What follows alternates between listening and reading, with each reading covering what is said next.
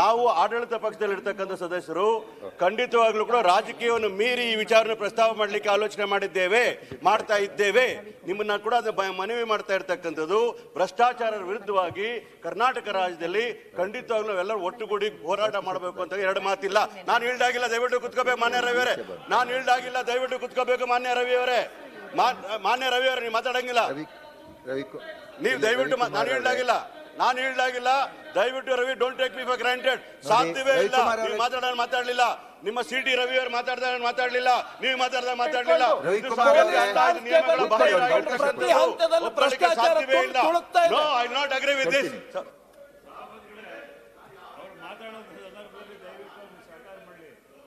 ಕೋಟಿ ಕನ್ನಡಿಗರು ನಮ್ಮನ್ನು ನೋಡ್ತಾ ಇದ್ದಾರೆ. ನಾವು ಭ್ರಷ್ಟಾಚಾರ ವಿರುದ್ಧ ಹೋರಾಟ ಮಾಡಬೇಕು. ಈ ವಿಚಾರದಲ್ಲಿ ಆಗಿರ್ತಕ್ಕಂಥ ತಪ್ಪುಗಳನ್ನ ನಾವು ಕಂಡುಹಿಡಿಯಬೇಕು. ಯಾರೇ ಮಾಡಿದ್ರೆ ತಪ್ಪು ಅಂತಕ್ಕಂಥ ವಿಚಾರ ರಾಜ್ಯದ ಮುಖ್ಯಮಂತ್ರಿಗಳು ಸ್ಪಷ್ಟವಾಗಿ ಹೇಳಿರ್ಬೇಕಾದ್ರೆ, ನೀವು ಮಾಡಿದ್ರೆ ತಪ್ಪೆ, ನಾ ಮಾಡಿದ್ರೆ ತಪ್ಪೆ, ಅಧಿಕಾರಿ ಮಾಡಿದ್ರೆ ತಪ್ಪೆ ಅಂತಕ್ಕಂಥ ನಿಲುವು ಕಾಂಗ್ರೆಸ್ ಪಕ್ಷ ಇಟ್ಕೊಂಡಿರ್ಬೇಕಾದ್ರೆ ಇದ್ರಲ್ಲಿ ರಾಜಕೀಯ ಬೆರೆಸ್ತಕ್ಕಂಥ ಎಷ್ಟು ಸರಿ ಅನ್ನೋ ಮಾತನ್ನ ಕೇಳ್ತಾ ಇದೀನಿ. 3 ದಿನಗಳಿಂದ ನೀವು ಮಾತಾಡ್ತಾ ಇರೋ ಸಂದರ್ಭಗಳಲ್ಲಿ ನೀವು ಮಾತಾಡಿರ್ತಕ್ಕಂಥ ವಿಚಾರಗಳು ಖಂಡಿತವಾಗ್ಲೂ ಕೂಡ ನಿಮ್ಗೆ ಶೋಷಿತ ವರ್ಗಗಳ ಬಗ್ಗೆ ಕಾಳಜಿ ಇದ್ದಿದ್ದೆ. ಆದ್ರೆ ಬೇರೆ ಪ್ರಾಬ್ಲಮ್, ಆ ಪ್ರಾಬ್ಲಮಿನ ರೂಟ್ಗೆ ಹೋಗ್ತಕ್ಕಂಥ ವಿಚಾರದಲ್ಲಿ ನಾನು ಮಾಡಲಿಲ್ಲ. ಒಂದು ಕಡೆ ನಿಮ್ಮ ಮಹರ್ಷಿ ವಾಲ್ಮೀಕಿ ನಿಗಮದಲ್ಲಿ ಆಗಿರ್ತಕ್ಕಂಥ ವಿಚಾರದಲ್ಲಿ 187 ಕೋಟಿ ರೂಪಾಯಿಗಳ ಹಗರಣ ಆಗಿದೆ ಅಂತ ಹೇಳ್ತಾರೆ. ಮುಖ್ಯಮಂತ್ರಿಗಳೊಂದು ಕ್ಲಾರಿಫಿಕೇಶನ್ ಕೊಡ್ತಾರೆ. 187 ಕೋಟಿ ರೂಪಾಯಿಗಳನ್ನ ಈ ಬ್ಯಾಂಕಿಂದ ಇನ್ನೊಂದು ಬ್ಯಾಂಕ್ಗೆ ಟ್ರಾನ್ಸ್ಫರ್ ಆಗಿದೆ ಅಂತ ಹೇಳ್ತಾರೆ. ಅದನ್ನ ಮಾತ್ರ ಹೇಳಿದ್ದಕ್ಕೆ ಇಲ್ಲ, ನೀವು ಜಸ್ಟಿಫೈ ಮಾಡ್ಕೊಳ್ತಾ ಇದ್ದೀರಿ, ಕೇವಲ 90 ಕೋಟಿ ಅಂತೇಳಿ ಎಲ್ಲಿ ಜಸ್ಟಿಫೈ ಮಾಡ್ಕೊಂಡಿದ್ದಾರೆ ರಾಜ್ಯದ ಮುಖ್ಯಮಂತ್ರಿಗಳು? ಜಸ್ಟಿಫೈ ಮಾಡ್ಕೊಂಡೇ ಇಲ್ಲ ಅಂತ ಹೇಳ್ತೀವಿ. ₹1 ಕರಪ್ಷನ್ ಆಗಿದ್ರು ಕೂಡ ಅದು ಕರಪ್ಷನ್ ಅಂತ ಹೇಳ್ತಾ ಇದೀನಿ. ನೀವು ರವಿಕುಮಾರ್ ಅವರೇ, ಒಂದ್ ನಿಮಿಷ ಮಾತನಾಡ್ಲಿ, ಅವರು ಮಾತನಾಡ್ಲಿ. ನೀವು ಮುಖ್ಯಮಂತ್ರಿಗಳು ಉತ್ತರ ಕೊಡ್ಬೇಕಾದ್ರೆ ಅದಕ್ಕೆ ಪ್ರಶ್ನೆ ಮಾಡಿ. ಬಂದಿದೆ 20 ಕೋಟಿ ರೂಪಾಯಿ ಬಳ್ಳಾರಿ ಚುನಾವಣೆ.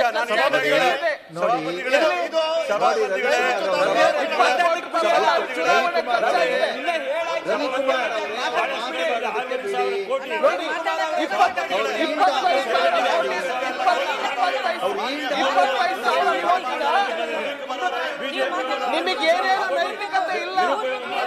ಭ್ರಷ್ಟಾಚಾರದ ಬಗ್ಗೆ ಮಾತಾಡಕ್ಕೆ ನೈತಿಕತೆ ಇಲ್ಲ.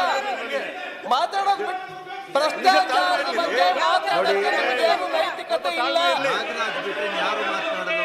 ಭ್ರಷ್ಟಾಚಾರದ ಬಗ್ಗೆ ಮಾತಾಡಕ್ಕೆ ನಿಮಗೇನು ನೈತಿಕತೆ ಇಲ್ಲ. 6,000 ಕೋಟಿ ಇಡೀ ದೇಶದ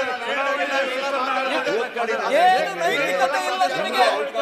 ನಿಮಗೂ ಅವಕಾಶ. ರವಿಕುಮಾರ್ ಅವರೇ, ಮುಂದೆ ನೀವು ಮಾತಾಡೋದಕ್ಕಿದ್ದೀರಿ, ಕೂತ್ಕೊಳ್ಳಿ. ರವಿಕುಮಾರ್ ಅವರೇ,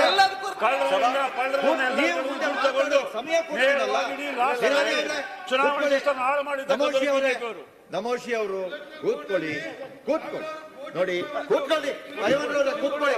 ನೋಡಿ, ನಿಮಗೆ ಅವಕಾಶಗಳಿದೆ, ನೀವು ಮಾತಾಡಿ. ಪಾಯಿಂಟ್ಗಳನ್ನ ನೋಟ್ ಮಾಡ್ಕೊಳ್ಳಿ.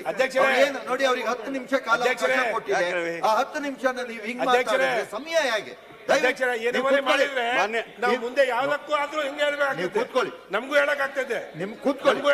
ಸಭಾಪತಿಗಳೇ, ಡಿಸ್ಟರ್ಬ್ ಮಾಡಿದ್ರೆ ನಾವು ಮಧ್ಯದಾಗ ಹೇಳ್ತೀವಿ. ಮಾನ್ಯ ಸಭಾಪತಿಗಳೇ, ದಯವಿಟ್ಟು ನಾನು ಈಲ್ಡ್ ಆಗಿಲ್ಲ, ಮನವಿ ಮಾಡ್ತಾರೆ. ಕೇಳಬೇಕು. ನೋಡಿ, ಅವ್ರು ಈಲ್ಡ್ ಆದ್ರೆ ಮಾತನಾಡಿ. ಅವ್ರು ಈಲ್ಡ್ ಆದ್ರೆ ಮಾತಾಡಿ. ಅವ್ರು ಈಲ್ಡ್ ಆಗಿಲ್ಲ ಅಂತ ಬಿಡಿ. ಅವ್ರು ಈಲ್ಡ್ ಆಗಿಲ್ಲ ಅಂದ್ಮೇಲೆ ನೀವು ಕೂತ್ಕೊಳ್ಳಿ. ಅವ್ರು ಈಲ್ಡ್ ಆಗಿಲ್ಲ ಅಂದ್ಮೇಲೆ ಸರಿ.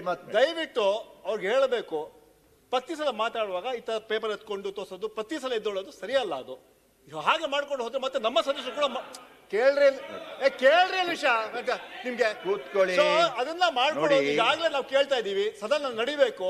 ಪದೇ ಕಡೆವರೆಗೂ ನಾನು ಹೇಳೋದಿಷ್ಟೇ, ನಿರ್ದಾಕ್ಷಿಣ್ಯ ಕ್ರಮ ಏನು ಮಾಡ್ತಾರೆ ಅದಕ್ಕೆ ಉತ್ತರವಾಗಿ ಅವರು. ಅದ್ರ ಬದಲು ನಾವುಗಳು ಮಾತಾಡುವಾಗ ಪೇಪರ್ ನೀವು ಮಾಡಬೇಡಿ, ಅವರು ಮಾಡಬಾರ್ದು. ಯಾರು ನೀವು ಮಾಡಬೇಡಿ, ನೀವು ಮಾಡಬಾರ್ದು. ನೀವು ಈಲ್ಡ್ ಆದ್ರೆ ನೋಡಿ 10 ನಿಮಿಷದೊಳಗೆ ನಾನು ನಿಲ್ಲಿಸ್ತೀನಿ. ನೀವು ಈಲ್ಡ್ ಆದ್ರೆ 10 ನಿಮಿಷದೊಳಗಡೆ ಆ ಸಮಯನೂ ಹೋಗುದು. ನಾನು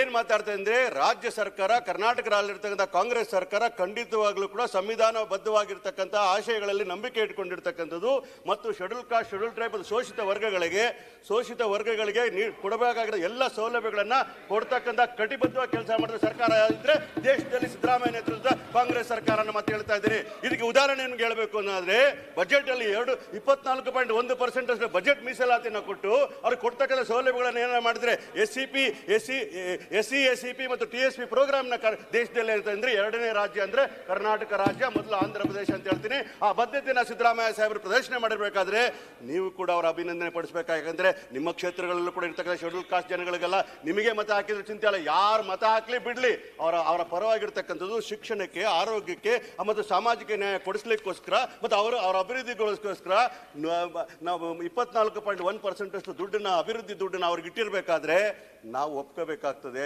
ಸದನಕ್ಕೂ ಹೇಳ್ಬೇಕಾಗ್ತದೆ, ರಾಜ್ಯಕ್ಕೂ ಹೇಳ್ಬೇಕಾಗ್ತದೆ. ಕಾಂಗ್ರೆಸ್ ಪಕ್ಷದ ನೇತೃತ್ವ ವಹಿಸಿಕೊಂಡಿರ್ತಾರೆ ಸಿದ್ದರಾಮಯ್ಯ ಸಾಹೇಬರು ಎಂದೂ ಕೂಡ ಜಾತಿವಾದದಲ್ಲಿ ನಂಬಿಕೆ ಇಟ್ಟಿರಲಿಲ್ಲ.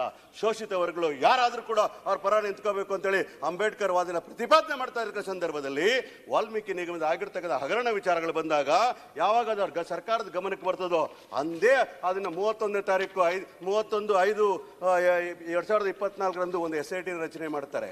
ಯಾವಾಗ ಅವ್ರ ಗಮನಕ್ಕೆ ಬರಕ್ ಮುಂಚೆ ಅಲ್ಲಿರ್ತಕ್ಕಂಥ ವಾಲ್ಮೀಕಿ ನಿಗಮದ ಸೀಮಿತವಾಗಿ ಮಾತಾಡಬೇಕಾದ್ರೆ ಅಲ್ಲಿರ್ತಕ್ಕಂಥ ಒಬ್ಬ ಸೂಪರ್ಡೆಂಟ್ ಅಂತಕ್ಕಂಥವ್ರು ಅವರ ಆತ್ಮಹತ್ಯೆ ಮಾಡ್ಕೊಂಡ ಸಂದರ್ಭದಲ್ಲಿ ಅವ್ರು ಬಂದಿರ್ತಕ್ಕಂಥ ಡೆತ್ ನೋಟನ್ನ ಅವರ ಧರ್ಮಪತ್ನಿಗಳು ಅದು ಐಡೆಂಟಿಫೈ ಮಾಡಿ ಅದರಲ್ಲಿರ್ತಕ್ಕಂಥ ವಿಚಾರಧಾರೆಗಳನ್ನ ಬಹಿರಂಗಗೊಂಡ ಸಂದರ್ಭದಲ್ಲಿ ಆ ಡೆತ್ ನೋಟ್ ಅನುಗುಣವಾಗಿ ಆಕೆ ಕಂಪ್ಲೇಂಟ್ ಕೊಟ್ಟ ಸಂದರ್ಭದಲ್ಲಿ ಅಲ್ಲಿರ್ತಕ್ಕಂಥ ಆ ನಿಗಮದಲ್ಲಿ ಮಾಡಿರ್ತಕ್ಕ ಅದು MD ಇರ್ಬೋದು ಮತ್ತೆ ಸಂಬಂಧಪಟ್ಟ ಅಧಿಕಾರಿಗಳು, ಯಾಕಂದ್ರೆ ಇಲ್ಲಿ ಯಾರು ಡಿಫೆಂಡ್ ಮಾಡ್ಕೊಳ್ಳೋ ಅವ್ರ ಹೆಸರುಗಳ ಅವಶ್ಯಕತೆ ಇಲ್ಲ.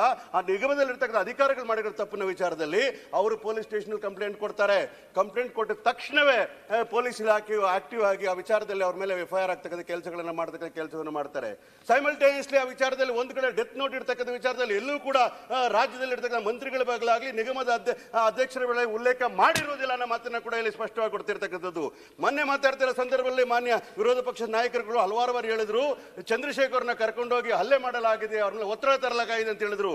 ಅವ್ರ ಮೇಲೆ ಹಲ್ಲೆ ಮಾಡಿದ್ರೆ ಆದ್ರೆ ಪೋಸ್ಟ್ ಮಾರ್ಟಮ್ ರಿಪೋರ್ಟ್ ಅಲ್ಲಿ ಅದು ಬರಬೇಕಾಗಿದೆ. ನಾನು ಈಲ್ಡ್ ಆಗಿಲ್ಲ ಮಾನ್ಯ ರವಿ ಅವರೇ, ನಾನು ಈಲ್ಡ್ ಆಗಿಲ್ಲ, ದಯವಿಟ್ಟು ಕೇಳ್ಕೊಳ್ಳಿ, ನಾನು ಈಲ್ಡ್ ಆಗಿಲ್ಲ, ಮಾತನಾಡಿ ಕುತ್ಕೊಳ್ಳಿ.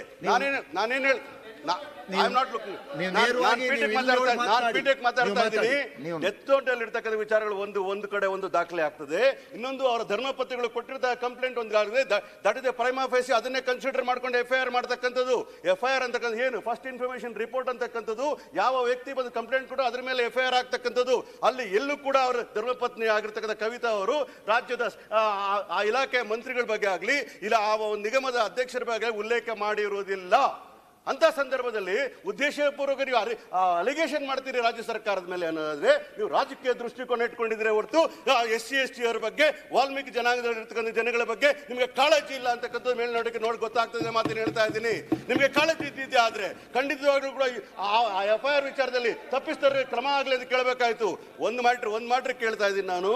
ಹಾಗಾಗಿ ನಾನು ಹೇಳ್ತಾ ಇರ್ತಕ್ಕಂಥ ನೋಡಿ, ಹಾಗಾಗಿ ನಾನು ಹೇಳ್ತಕ್ಕಂಥ ಅಲ್ಲಿ ಮಾನ್ಯ ರವಿ ಅವರು ಕೂಡ ಮಾತಾಡ್ತಾ ಸಂದರ್ಭದಲ್ಲೂ ಹೆಸರು ಹೇಳೋದ ಅವಶ್ಯಕತೆ ಇಲ್ಲ. ವಿರೋಧ ಪಕ್ಷ ನಾಯಕರು ಮಾತಾಡ್ತಾ ಇದ್ರು, ಎಲ್ಲ ಕಡೆ ಪೇಪರ್ಗಳು ಬಂದಿರೋದು ಅಂತಂದ್ರೆ ಅವ್ರ ಮೇಲೆ ಹಲ್ಲೆ ಮಾಡಲಾಗಿದೆ, ಅವ್ರ ಮೇಲೆ ಒತ್ತಡ ತರಲಾಗಿದೆ, ಬಹಳಷ್ಟು ವಿಚಾರಗಳನ್ನ ನೀವು ವ್ಯಾಖ್ಯಾನ ಮಾಡಿದ್ರಿ. ಎಲ್ಲೂ ಕೂಡ ಪೋಸ್ಟ್ ಮಾರ್ಟಮ್ ರಿಪೋರ್ಟ್ ಅಲ್ಲಿ ಅವ್ರ ಮೇಲೆ ಹಲ್ಲೆ ಆಗಿದೆ ಅಂತ ವಿಚಾರಗಳು ಬರಲೇ ಇಲ್ಲ, ಹಲ್ಲೆ ಆಗಿರ್ತಕ್ಕ ವಿಚಾರಗಳು ಪ್ರಸ್ತಾಪವೇ ಆಗಿಲ್ಲ. ಹಾಗಾಗಿ ಒಂದು ವಿಚಾರ. ಇನ್ನೊಂದು ಕಡೆ ನೋಡಬೇಕು ಅಂದ್ರೆ ದೇಶದಲ್ಲಿ ಮೊದಲನೇ ಬಾರಿಗೆ ನಾನು ಒಂದು 30-35 ವರ್ಷಗಳ ಸಾರ್ವಜನಿಕ ಜೀವನದಲ್ಲಿದ್ದೀನಿ, ಒಂದೇ ಒಂದು ಕೇಸಿಗೆ 3 ಏಜೆನ್ಸಿಗಳು ಕೆಲಸ ಮಾಡ್ತಾ ಇರೋದು ಇದೆ ಫಸ್ಟ್ ಟೈಮ್ ಇನ್ ಇಂಡಿಯಾ ಅನ್ನೋ ಮಾತನ್ನು ಹೇಳ್ತಾ ಇದ್ದೀನಿ.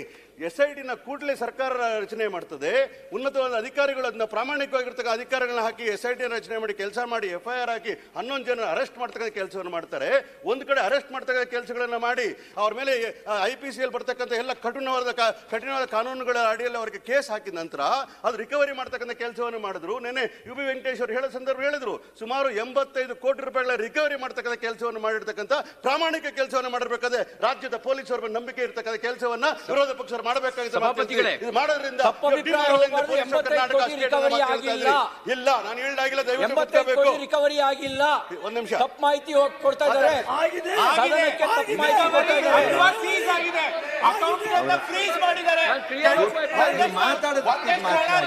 ಮುಖ್ಯಮಂತ್ರಿಗಳು ಉತ್ತರ ಕೊಡಬೇಕಾದ್ರೆ ನೀವು ಅದನ್ನು ಪ್ರಸ್ತಾಪ ಮಾಡಿ ಔಟ್ಪುಟ್ ನೀವು ನೋಡಿ. ಸದಸ್ಯರು ಮಾತನಾಡಿದ್ರೆ ಕೌಂಟರ್ ಮಾಡೋ ಅಗತ್ಯತೆ ಇಲ್ಲ. ಮುಖ್ಯಮಂತ್ರಿಗಳು ಬರ್ತಾರೆ. ರವಿಕುಮಾರ್ ಮುಖ್ಯಮಂತ್ರಿಗಳು ಬಂದು ಉತ್ತರ ಕೊಡುವಂತ ತಪ್ಪು ಸಂದೇಶ ಸಂದರ್ಭದಲ್ಲಿ ಏನಲ್ಲ. ನಿಮಗೆ SIT ಅವಕಾಶವನ್ನ ರಿಪೋರ್ಟ್ ಕೊಡಲಾಗುತ್ತೆ. ಹೇಳ್ತಾ ಇರೋದು. ನೀವು ಸಂತು ತಪ್ಪು ಸಂದೇಶ ಕೊಡ್ತಾ ಇರೋದು. ನೋಡಿ. SIT ರಿಪೋರ್ಟ್ ನಲ್ಲಿದೆ ಸಭಾಪತಿಗಳೇ ಬೇಕಾದ್ರೆ ಕೊಡ್ತಾರೆ ಅವರು. ನೋಡಿ Okay. ಅರ್ಥ ಮಾಡ್ಕೊಳ್ಳಿ ರವಿಕುಮಾರ್ ನಾನು ಅವರೇ. ನಿಮಗೆ ರವಿಕುಮಾರ್ ಸಭಾಪತಿಗಳ- ಒಂದ್ ಸೆಕೆಂಡ್ ರವಿ ದಯವಿಟ್ಟು ಕೂತ್ಕೊಳ್ಳಿ, ನೀವು ಕೂತ್ಕೊಳ್ಳಿ, ಅರ್ಥ ಮಾಡ್ಕೊಳ್ಳಿ. ಮುಖ್ಯಮಂತ್ರಿಗಳು ಇದಕ್ಕೆ ಉತ್ತರ ಕೊಡೋದಕ್ಕೆ ಬರ್ತಾರೆ, ಆ ಸಂದರ್ಭದಲ್ಲಿ ನೀವು ಅವ್ರನ್ನ ಪ್ರಶ್ನೆ ಮಾಡಿ. ಇವ್ರುಗಳಿಗೆ ನೀವು ಕೌಂಟರ್ ಮಾಡಂತ ಅಗತ್ಯತೆ ಇಲ್ಲ. ಅವ್ರು ಮಾತನಾಡುವಂತ ವಿಚಾರನ ಅವ್ರು ಮಾತಾಡಿ. ಸೊ ಹಾಗಾಗಿ ನಾನು ಹೇಳ್ತಾ ಇರ್ತಕ್ಕಂಥದ್ದು, ಒಂದು ಕಡೆ ನಮ್ಮ ರಾಜ್ಯ ಸರ್ಕಾರದ ಅಧಿಕಾರಿಗಳು, ಕರ್ನಾಟಕದಲ್ಲಿರ್ತಕ್ಕಂಥ ಪೊಲೀಸ್ನವರು, ಇಡೀ ದೇಶದಲ್ಲೇ ಮಾದರಿಯಾಗಿರ್ತಕ್ಕಂಥ ಪೊಲೀಸ್ನವರು ಉತ್ತಮವಾದ ಕೆಲಸ ಮಾಡ್ತಾ ಇರೋದು ಒಂದು ಕಡೆಗೆ, ಇನ್ನೊಂದು ಕಡೆ CBI ಅವರು ED ಅವರು ಎಂಟ್ರಿ ಆಗ್ತಕ್ಕಂಥ ನಾವು ಯಾರು ಕೂಡ ವಿರೋಧ ಮಾಡಲಿಲ್ಲ. ಮುಖ್ಯಮಂತ್ರಿಗಳು ವಿರೋಧ ಮಾಡಲಿಲ್ಲ, ರಾಜ್ಯ ಸರ್ಕಾರ ವಿರೋಧ ಮಾಡಲಿಲ್ಲ.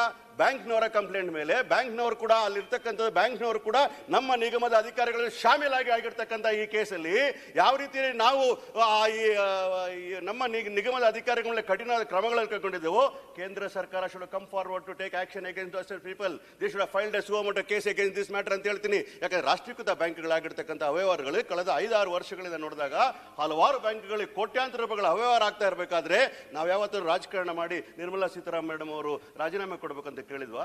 V were addressing the issue ಅನ್ನೋ ಮಾತನ್ನು ಹೇಳ್ತಾ ಇದೀವಿ. ಆ ಕಾರಣಕ್ಕೋಸ್ಕರ ನಿಮ್ಗೆ ಹೇಳ್ತಾ ಇರ್ತಕ್ಕಂಥದ್ದು, ಒಂದು ರಾಷ್ಟ್ರೀಕೃತ ಬ್ಯಾಂಕಿನಲ್ಲಿ